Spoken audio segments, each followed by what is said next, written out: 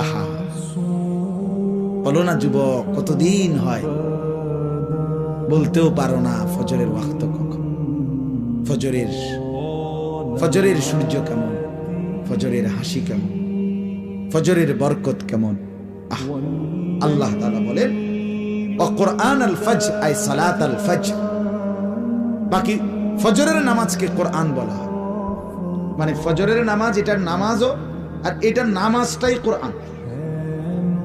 তাফসিরে লিখছে মানে হলো এই, ফজরের নামাজ যেন কোরআনুল করিমের লম্বা তেলাওয়াত দিয়ে মোড়াইয়া প্যাকেটিং করিয়া ফজরের নামাজ দেওয়া হয়েছে। ফজরের নামাজ যেন কোরআন মোড়ানো, কোরআন দ্বারা প্যাকেটিং করা। এই জন্য ফজরের নামাজের তেলাওয়াত কোরআন শরীফ লম্বা হয়, লম্বা হয় না?